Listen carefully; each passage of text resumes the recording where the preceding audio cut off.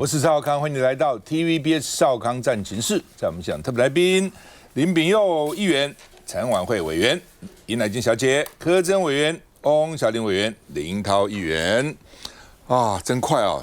这个以色列跟哈马斯打2年了，真快哈。那说呢，以色列攻击还是没停了哈。所以卡达在中间斡旋，说川普的和平计划还有待努力，以色列还继续在攻击啊。那另外呢，这个死了67000个人哦，190万人流离失所哦，无家可归啊。那相当于这190万等于加上2成的人口，也不过就200多万，就190万人到处。以色列开始要你北部人往南部跑，然后接着是打南部哦，所以怎么办呢？哦。那川普说，哈马斯已经做了重要让步。哈马斯说他愿意释放人质，但是要把他解除他的武装，以及将来在政府里面不能有什么重要角色，他这点他没有同意啊。那现在释放重刑犯，以色列全面撤军，这是哈马斯的条件啊。那另外呢，这个以色列总理誓言要实现目标哦，所以又陷入僵局了。他的目标就是哈马斯通通解除武装，通通离开加萨啊，而且他还要到加萨去这个加速他的屯垦啊。那卡达说，只要释放的人质等同终战嘛。那既然愿意释放人就好了，但是不是只有释放人这么简单了啊？那美国在这2年对以色列至少军援了200多亿美金，217亿美金哦。它不只是钱呐、武器啊什么都是源源不断的给以色列啊。所以呢，冲突2年以后呢，与以色列那国际上是孤立了他了。虽然他的区域威胁是减弱了，他更强啦，哈马斯的威胁更少啦，但是呢，国际上去孤立他，觉得你过头了嘛。哦，最早的时候说他被绑了100个人，绑架然后死了好像几百个人。哦，你就要去打人家，把人家打死那么几万人。后来他现在说不是，我被打死了2200人。哦，然后被俘虏了100多人哦。他说他的这个也不知道这个数字到底是怎样哦。开始的时候其实没那么多。那另外呢，川普是说民主党我们先看这个图集啊，看这个以色列在跟哈马斯打。以色列女兵全副武装出现在约旦河西岸，他们是来进行突袭行动的。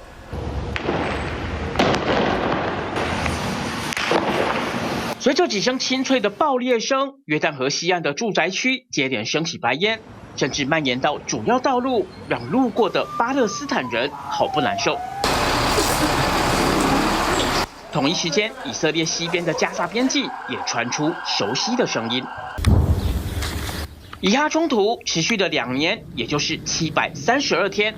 台拉维夫举办了追悼仪式，希望大家别忘记，当初先动手的可是哈马斯。It's been 2 years since the terrible massacre that took place on the 7th of October. Unfortunately, I think the world has forgotten who started this war. 尽管以色列和哈马斯官员已经在埃及展开谈判，只是第1天的会议没有达成任何实质成果。تجاه شعبنا وحقوقه المشروعة تعاملت الحركة بمسؤولية عالية.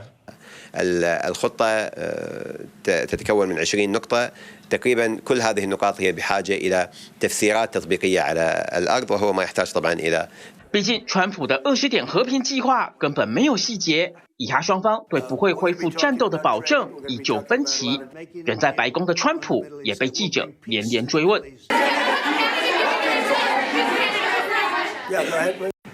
We are very close to making a deal on the Middle East that will bring peace to the Middle East. 川普认为美国有能力确保以色列遵守协议，所以对和平依旧乐观。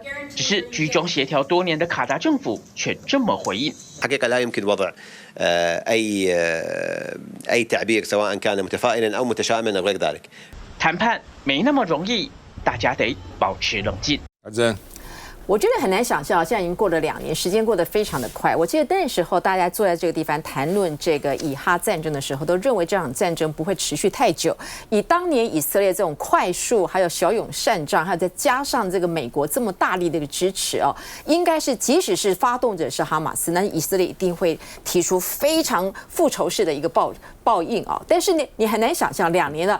虽然说这个哈马斯他们这个元气大伤，但是以色列完全没有绝对的一个胜利啊！到目前为止还是在不断的和谈，而且最重要的是什么？最重要就是，既然有那么多国家开始承认巴勒斯坦成为一个正式的国家，然后呢，也纷纷要求以色列能够承认这个两国政治。那这个对这个纳坦雅胡来说是完全跟他当初做这个报复性的攻击是完全没有办法想象的。你看，连川普即使是历届总统都非常支持以色列，可是你看现在态度缓和了，也希望能够 make a good deal。而且虽然说每个人都说 close， 我觉得这个川普他每次讲 close， 从这个乌克兰的俄乌战争到现在，他已经完全没有斡旋，也完全没有仲裁的能力。而且特别是这一次，他这样子靠着以色列，你看美国的那个所有全国里面，刚开始在20-30年前，我们只要是跟以色列或更有关系的，大家都知道说美国是毫无悬念的，就全部都是以色列。当然，就来自他们的政治，来自犹太人，整个掌管美国的金融等等之类的，他们的优秀没有话讲。可是现在，包括美国的大学，包括学者，包括所有非常多人不断的抗议。你看那个过程，20年的消长，到现在以色列已经不是美国独爱的。所以这个整个过程来说，虽然这个哈马斯已经是非常我们大家说元气大伤，可是元气大伤的结果，他们有没有获得一些？有啊，因为呢，加萨已经变成人间炼狱了。透过这个不断的一个报道，还有加上这么残酷的这个事实，还有包括彼此之间的战争，大家所看到的这个触目惊心的画面，所以你。如果来说，这个纳坦雅胡如果在这一块里面没有得到，他已经耗了2年，他也不可能退缩。那哈马斯即使是只有那么一点点的草苗，他也会想要把它扩大。所以这一场绝对不是像 Trump 所提到的 very close to make a deal， 不可能。所以说大家就继续 suffer 这样的一个状况吧。反正就因为你要哈马斯放弃的武装，那就等于完全缴械了。对不对？然后又不能有权利，那他如果同意你，他不等于是无条件投降了吗？所以我看还有的打，还有的谈了哈。那另外呢，美国政府关门快1个礼拜了，真的关了哦。那以前关门哈，大家哎呀好关就关了吧哈，国家公园不去了吧哈，然后呢这个国家图书馆不去就不去了吧，这是影响蛮大的哈。那川普说都是民主党这神风特工队的攻击，害政府停摆，停摆都是民主党害的哦，而且呢。这个本来停摆以后，公务员以后预算来了要发薪水补薪嘛，他说不用补薪，因为他有一个他现在很多法律人要专门在钻美国的法律漏洞，所以可以不用补薪，要看谁值得被照顾，我要补你的薪才补你的薪，我不补你的薪我就不补你的薪，尤其你们跟民主党比较好的啦，或是民主党成立的这些机构啦，民主党当时通过的这个预算案啦，我通通不给，趁机把你们干掉哦，那。这一个礼拜超过9000个航班延误，而且航管人员缺乏了哦，这空中没有人管哦。那美国呢？这个好多个机场，很多机场通通没有塔台管制员哦。然后呢，加州的伯班克塔台一度呢一个航管都没有哦。我们看一下，究竟什么情形会导致机场塔台一度关闭？ Get my headset on. You said everything's closed for like our clearances. Clearance is closed. Ground's closed. Local's closed. The tower is closed due to staffing. Please just contact SoCal on the 800 number in the green book for your clearance. 答案就是美国联邦政府关门。周一，美国境内就因此有超过4000多个航班大delay。He just tweeted, "Thanks at real Donald Trump. Burbank Airport has 0 air traffic controllers from 4:15." p.m. to 10 p.m. today because of your government shutdown. 加州的伯班克机场甚至一度塔台没有人。照理说，政府关门，上万名航管人员和运输安全局人员得无薪上班。不过，眼看状况得不到解决，决定请病假的航管人员开始大暴增，班机 delay 事小，全民最关心的还是人力短缺，会不会又增加空中危机风险？眼看政府停摆，冲击范围增加，川普虽然也怪民主党，但态度放软，说愿意讨论健保政策等议题。然而周一，两党在临时拨款法案上还是没有共识。根据白宫经济委员会主任的说法，政府关门恐怕以每周约150亿美元的速度削减美国经济产出。好，美国这个航管问题很严重哦，所以台湾我有朋友到美国就赶快传那个讯息给他看，要小心一点哈。很多包括纽约的 Newark 机场哦，这个麻州哦，这个加州很多地方的这个机场。航管人员都缺，为什么哈？法律的规定，就算是国家这个联邦政府停摆，航管人员必须要去上班，因为牵涉到航空的安全。但是他可以请假吧？很多航管人员，因为他要付贷款啊，他的房租要付啊，他的这个房子贷款要付啊，车子贷款要付啊，信用卡要付啊。他现在突然不给他薪水了，他怎么办呢？他就请假去开 Uber。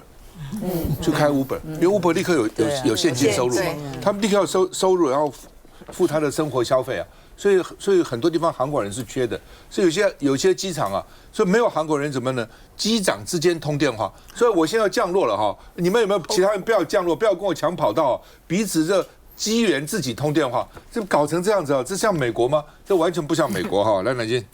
就是川普自己啊，搞这个自己搞自己，就是美国人呢，他们这一次呢，在这个政府关门的这件事情上面呢，我觉得他们会实际上面的尝到苦果，希望呢不要以这种航空啊失事呢作为是一个敲醒政党现在恶斗的代价。川普政府呢一开始的时候，特别是川普，他觉得说关门就关门，哈，他非常的有自信，认为说就算是关门。靠他的不管是在网络上面的诉求啊，或者是说他操作去斗争这个民主党这个方面的这样子的一些的手段，从他的这个 MAGA 的团体里面啊，他们的右翼的这一派的声音呢非常的强大，他们就是呢坚决的不愿意通过民主党的那个健保法案，他们认为呢。这样子的一个健保法案呢，不符合 MAGA 他们想要的，而且呢，让这个政府停摆，就像是川普所说的，你反正你原本的政府有很多的机构，都是你拜登要的哈，我根本没有要这些东西，我正好借这个机会呢，把这些的机构呢，通通都这个 shut down 哈。他原本以为在这样的操作呢，能够让他呢，在这个政治的场域上面呢，得到啊。他不会输，好，得到他所想要的一个结果。反正你们这些人本来票也不会投给我，我今天呢，就算让这个政府恢复了，然后我在这个法案上面松手的话，你们这些本来在这个所谓的深层政府机构里面的人，你本来就是反我的啊。我今天呢要让你们重新有工作之后，你也不会是我的选票。可是呢，他现在的后遗症呢出来了，这个后遗症呢非常的巨大哦，包括这个赵先讲到了塔台的人员都没有办法上班。如果说呢出现了一两起的这样子的空难事件的话呢，我们可以想象的出来，川普呢必定会把这个矛头呢又对向是你看都是因为民主党就是民主党这些人搞的这个结果哈。可是呢，川普呢嘴巴上面讲的非常的硬，而事实上呢，他们在国会的内部里面呢，是真的已经开始在针对健保法案来做协商了。这个也不是什么共和党的人良心大发，没有，所有的一切呢都是因为选票，因为很快啊，明年的期中选举就要到啦，哈。然后川普的这个关税的政策，他到现在为止呢，他还要面对11月最高法院的大法官的审理，搞不好。如果说有奇迹出现哈，虽然是他任命的大法官在这个比例里面呢占的是有决定性的这个因素，6-3，对6-3，就搞不好有奇迹出现，这些的最高法院的大法官突然不倾向于川普了，觉得说川普没有这样子的权利来征收这些关税的话，他在这段时间来的所作的所为可能会画一场空，而且呢，物价的高涨呢可能会反噬他明年的期中选举的结果，所以共和党的这些参议员，他们当然很担心。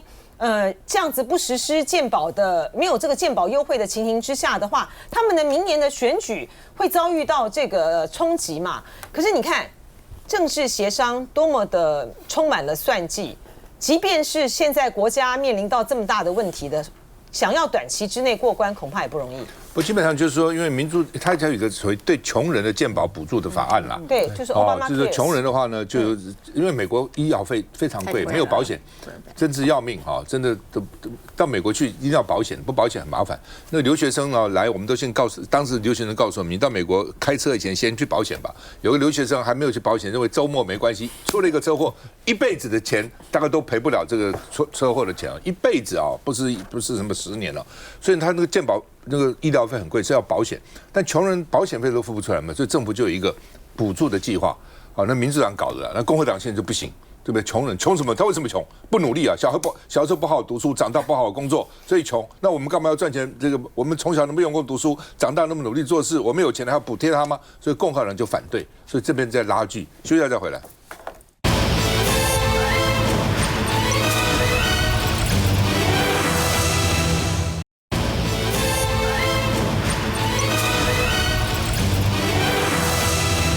好，美国哇，对台湾简直是予取予求哈。那有一个这个所谓助理的什么印太国防部助理印太安全助理部长提名人江路啊，他在国会听证了。他说台湾军费哪够啊，训练哪够啊，要10%。GDP 的10%，越讲越多了。我们现在的2.4%、2.5%已经这么多了，将来要3%哦，就很多了。3%就大概到9000亿了，5%的话大概到1兆2-3千亿了，10%我们一共全年的中央政府主任才3兆，5%就1兆2-3千亿，10%不就是2兆5-6千亿了吗？我们一共才3兆都给他了啊。那老美不这样想啊，老美的想法很简单了，就是说台湾如果被老共拿去的话，台湾什么都没有了。那如果你与其什么都没有，你就干脆全部做军费算了嘛，那就这么简单了哦。所以呢，这个我们的国防部长顾立雄说，好，我们可以逐步实践，先到5%再说，到5%都不得了啊，2030都很多啊，哦，那其他很多重大的建设怎么办呢？哦，那这个叫做江路啊，江 no 哈。那他说，台湾的军队需要进行重大动员的改革啊。那另外呢，这个美国的前副国家安全顾问伯明说，中共这根本不要动武，就让台湾陷入困境。哦，他说经济骚扰你啦，网络骚扰你啦，甚至能源啦，他甚至不用，他只要一个简单的通告，说只要到台湾的运这个能源的船，我要检查，他就完了。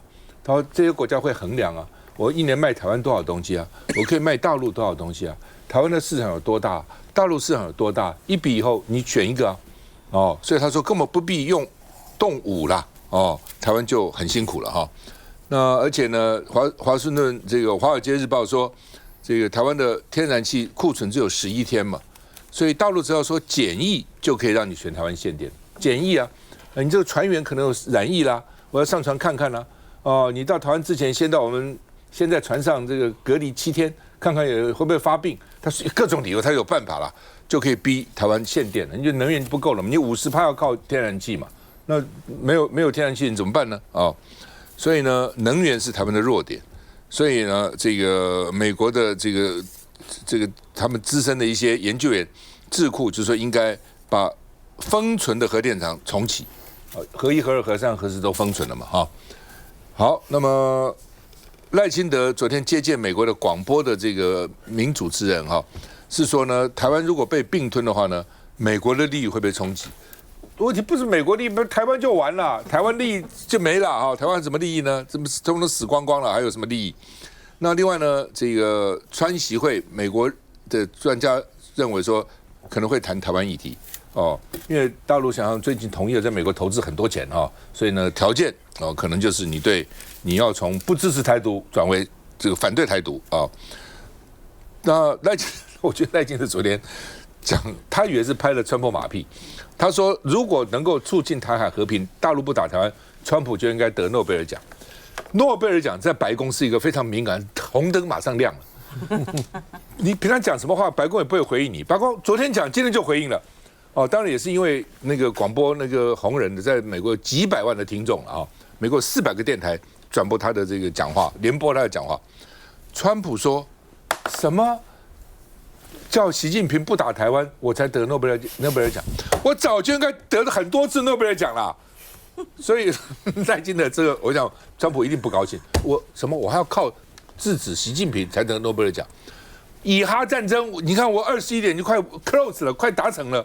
印度跟巴基斯坦战争我已经不打了，俄罗斯跟这个乌克兰也差不多快停了。我上任7个月摆平了7个战争，我早就该得了。他不是讲了吗？我如果不得，是对美国最大的羞辱啊！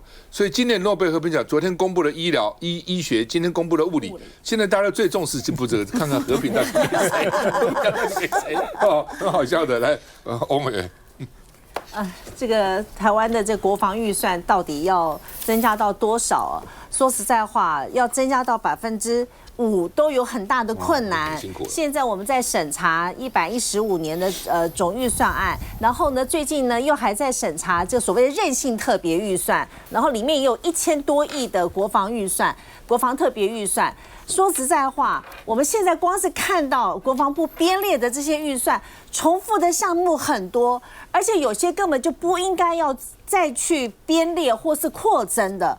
那么我是认为说，不能因为说美国要求希望我们增加国防军备、国防预算，所以我们就完全就配合老美的意思，然后无条件或是不理性的去增加，我觉得这是没有意义的。我举个例子来说，在这次韧性特别预算里面，他们说要增加他们也要要编了这个战备用水战备用水，然后也编了大概7亿，虽然说看起来7亿钱不多，但是这个战备用水量是说我们现在其实每年就已经有战备用水，好，那么这战备用水量是维持3年，然后每一年会更新，但它现在一次要购买5年的量，从现在70-80万吨要增加到100多万吨。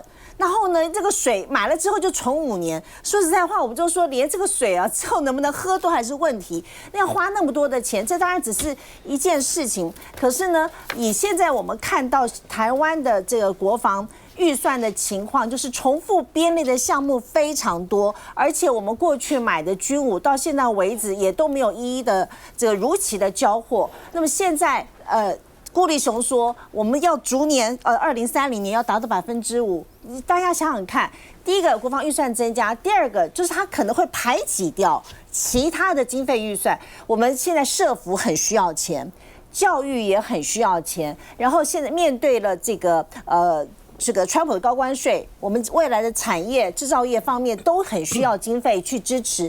那么我们为什么要真的就是这个配合美国的这样的一个要求，我们要大幅的增加预算，真的是没有道理。就要美国不想负责了嘛，因为美国不想出钱，所以你就自己负责嘛。哦，那道路那么大，那怎么办呢？就多编预算嘛。其实就这么简单道理。我们看他们国会听证状况。要提升嚇阻能力，各国最在意的还是台湾的国防 GDP 占比。像是美国国防部印太安全事务准助理部长，也在参议院的军事委员会听证会上明确表态。That Taiwan should spend upwards to 10% of its GDP on defense. I strongly support that. 核心的国防的支出我们明年应该会超过3%，但我们会逐步增加。那来实践最后我们总统所承诺的5%。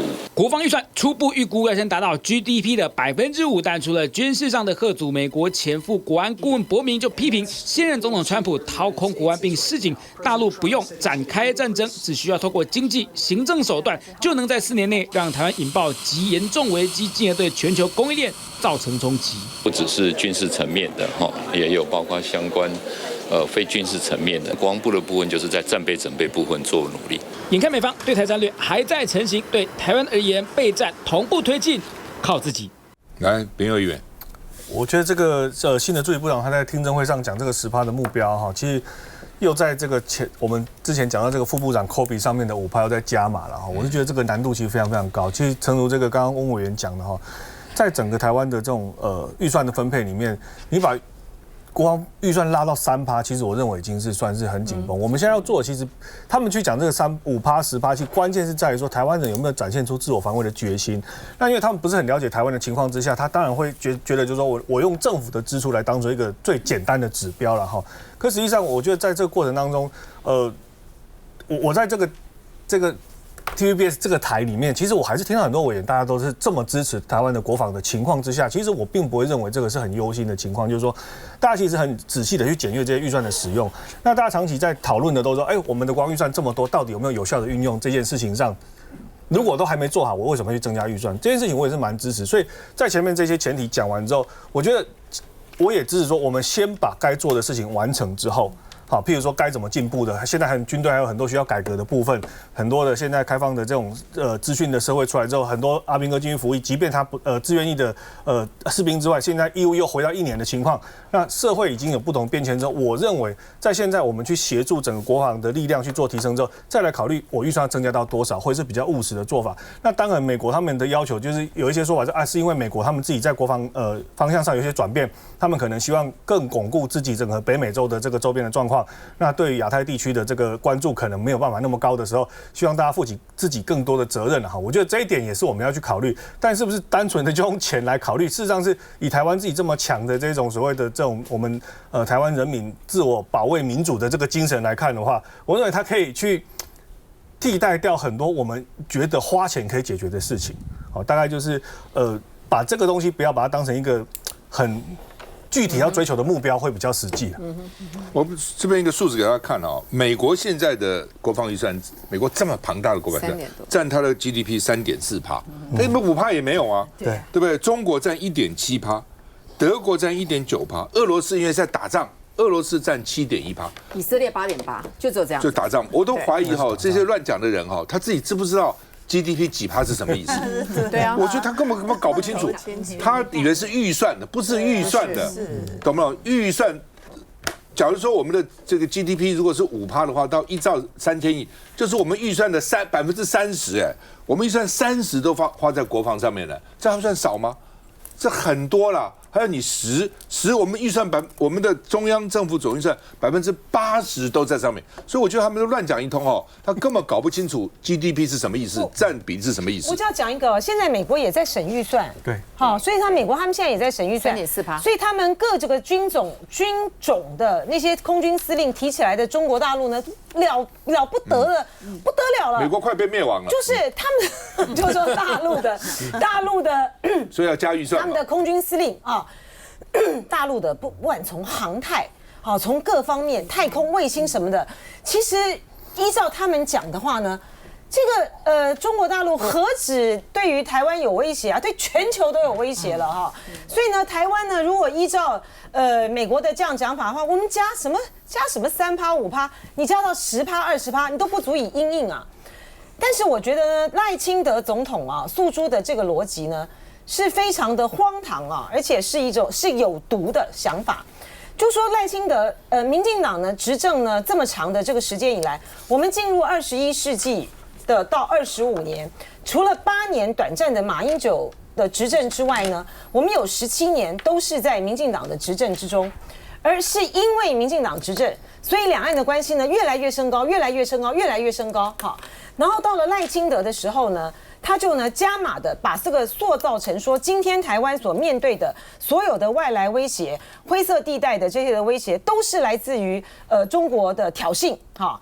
然后呢，再加上呢，美国呢方面呢，像比如说鹰派的哈，这个伯明的话，伯明就是超鹰派的哈，超鹰派的这些川普政府时期的人，然后加上这个预算会期，他们要增加这个预算，所以呢，就打造出一个就是。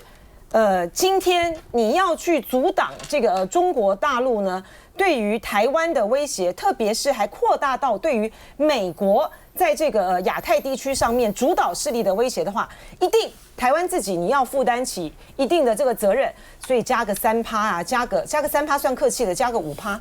但我们要问的是说，我们今天造成两岸关系如此升高的结果，是赖清德政府吧？为什么马英九8年呢可以有这样子的和平的一个气氛？今天呢，我们所有要求这个国防预算增加的这个背后，美国的这个军方的背后，代表了多少的这个军工产业的利益？那我们今天的国防安全是要建立在你美国的国防的利益上面，美国军工产业的利益在上面，还是建立在我们自己的自主国防的安全利益上面？我觉得赖清德政府要回答美国很简单嘛。美国占多少，我就占多少。3.23 I follow you， 可以吗？我要 follow you， 我们就是跟着你，你什么骂我们，我就跟着你走嘛。你最多就是3.14，我们最多就是3.14嘛。什么5%、3%都很多了，还5%，休息一下再回来。